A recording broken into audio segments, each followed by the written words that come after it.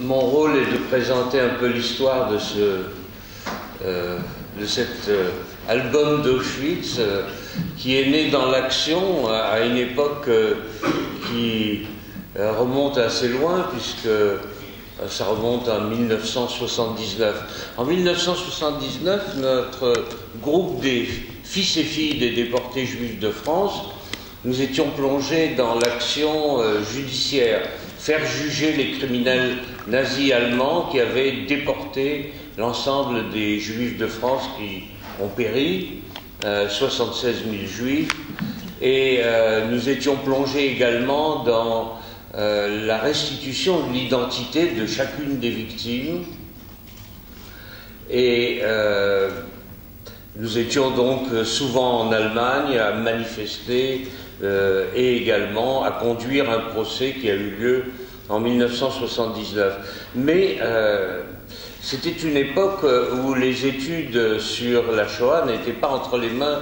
des universitaires, c'était entre les mains de journalistes, entre les mains d'écrivains, de volontaires, mais pas de l'université.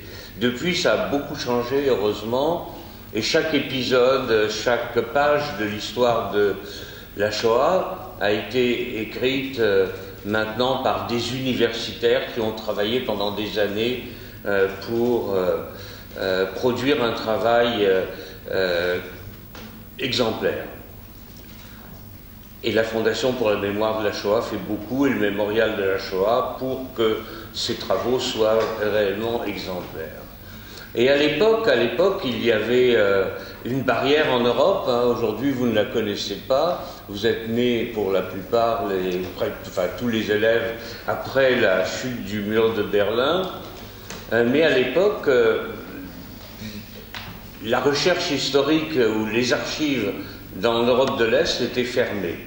Et en 1979, donc pendant cette période où nous avions beaucoup à faire, parce que nous déclenchions aussi les grandes affaires qui concernaient les complices français des Allemands, c'est-à-dire les affaires Bousquet, Leguet, Papon, Touvier, eh bien nous avons envoyé un étudiant, vous voyez, c'est un peu une histoire d'aventure, nous avons envoyé un garçon de 17 ans en lui demandant, nous l'avons envoyé en Europe de l'Est, à Prague, en lui demandant de s'infiltrer au musée d'État juif de Prague, musée d'État qui était entre les mains du pouvoir de l'époque et qui était fermé, on peut dire, à l'ouest.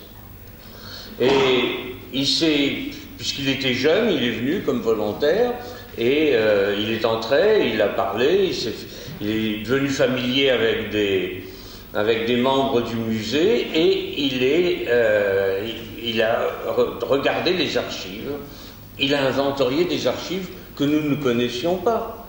Et il m'a envoyé 82 photos sur Auschwitz. Et je me suis dit, c'est quand même drôle, ils ont 82 photos dont certaines me sont connues et d'autres me sont inconnues.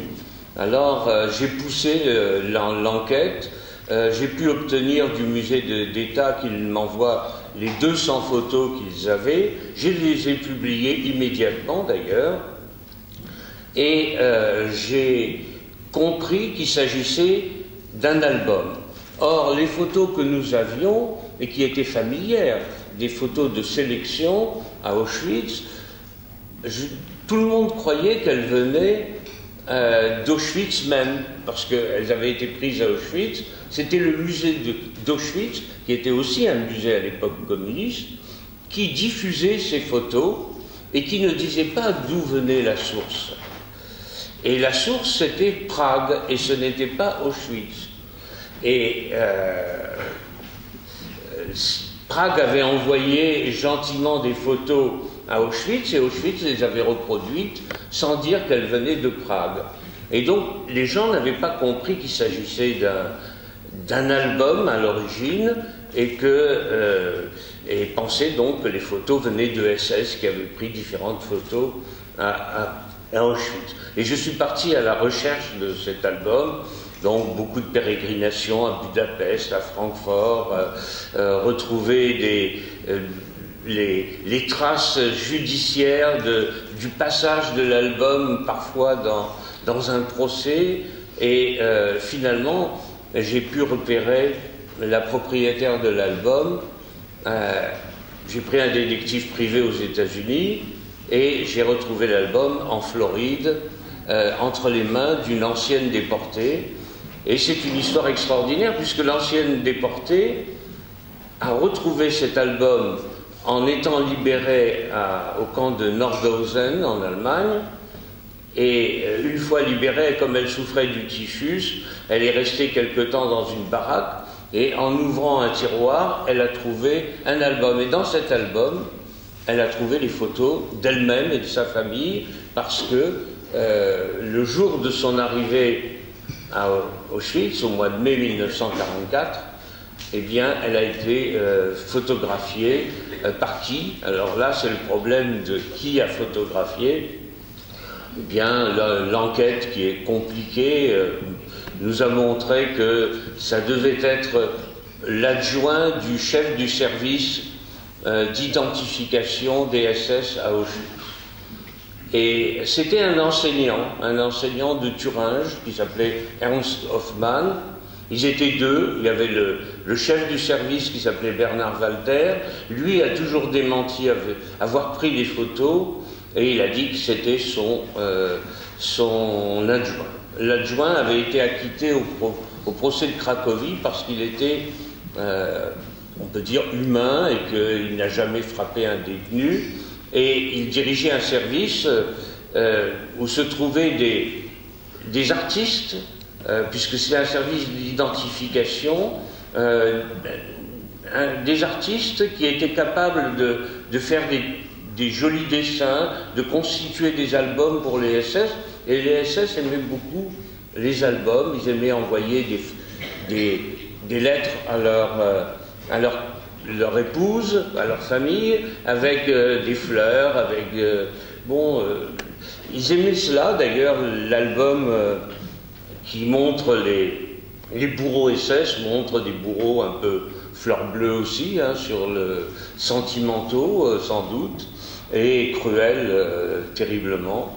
Mais c'est la nature humaine, il ne faut pas s'attendre à voir, je parle aux jeunes, à voir des bourreaux qui ressemblent à des bourreaux comme dans les films. La réalité est très différente. D'ailleurs, si les gens méchants apparaissaient méchants tout de suite, on les repérerait. Donc on ne peut pas les repérer comme cela. Un ancien déporté, Maurice Kling, m'a raconté comment les pires SS qu'il connaissait, un dimanche où on ne travaillait pas, eh bien ils sont venus, ils sont assis sur 4 chaises et ils ont joué un quatuor. Tout près des barbelés, les pires SS qui tuaient, qui jetaient les enfants dans les brasiers, eh bien étaient capables. La musique n'adoucit pas les mœurs, contrairement à ce que l'on croit ou à ce que l'on dit. Donc nous avons retrouvé cette femme, et puis je suis allé à Miami, et je l'ai convaincu que cet album ne pouvait pas rester à Miami, qu'il n'avait rien à y faire à Miami, et qu'il devait se trouver au cœur de la recherche historique et de la mémoire juive, c'est-à-dire à Yad Vashem, à Jérusalem. Et elle a consenti, et nous sommes allés à Jérusalem, le Premier ministre nous a reçus, et l'album est entré dans les archives de Yad Vashem.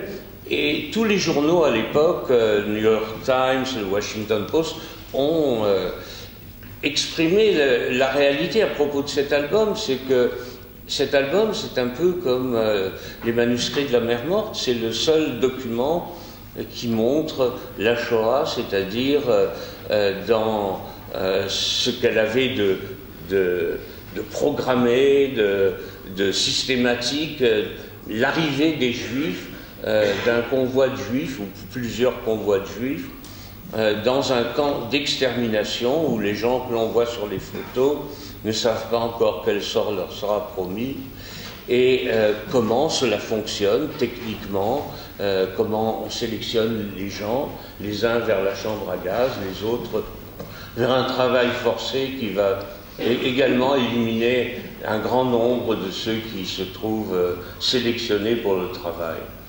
Donc c'est un document qui est pour l'histoire juive, pour l'histoire également de l'humanité, parce que c'est aussi l'histoire de l'Allemagne. Il ne faut pas oublier que c'est le pays le plus avancé de l'époque au point de vue social, technologique, intellectuel, qui entreprend la mise à mort d'un peuple qui est peut-être, qui à l'époque était sans doute et aujourd'hui encore, un des plus anciens encore en activité dans le monde.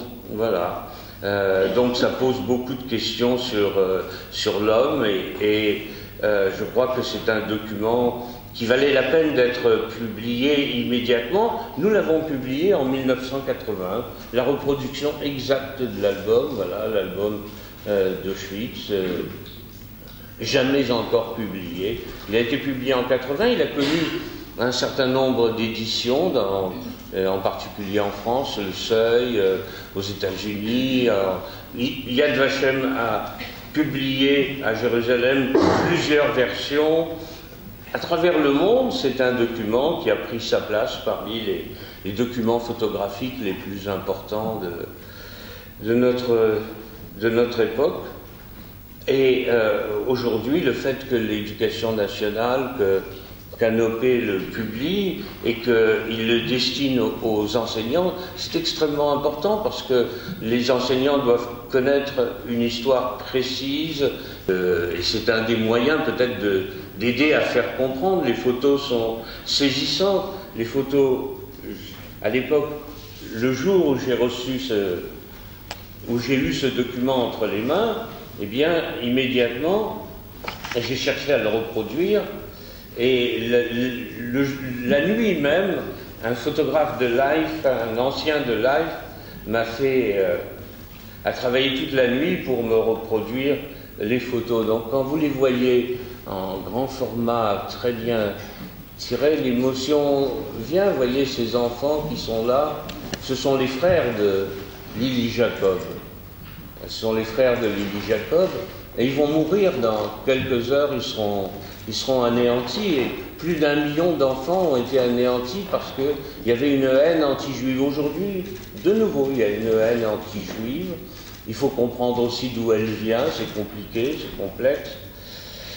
Et il faut essayer de contrecarrer cette volonté d'anéantir à nouveau, de frapper les juifs. Il ne faut pas oublier qu'en France, à Toulouse, des enfants juifs ont été tués parce qu'ils étaient juifs, de même que ces enfants-là ont été tués.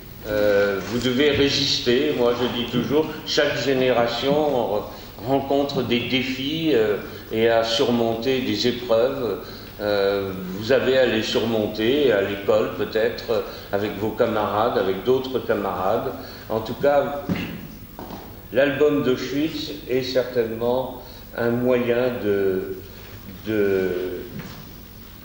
disons, de l'éveil de la connaissance et de la conscience de ce qu'a été cette Shoah et cette mise à mort de millions de juifs. Il faut être tolérant et il faut, quand on est tolérant, il faut se battre pour défendre cette tolérance. Voilà, donc je remercie ceux qui ont pris la décision de rééditer cet album d'Auschwitz que la Fondation pour la mémoire de la Shoah a édité dans une opération spéciale.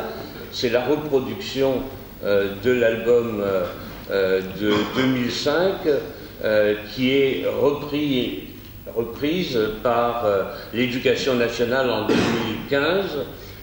Donc la vie de cet album continue et cet album va être diffusé à de nombreux exemplaires et maintenant c'est l'Éducation nationale qui va le diffuser en son sein. Voilà, donc je remercie la ministre et je remercie également l'éditeur de l'ouvrage.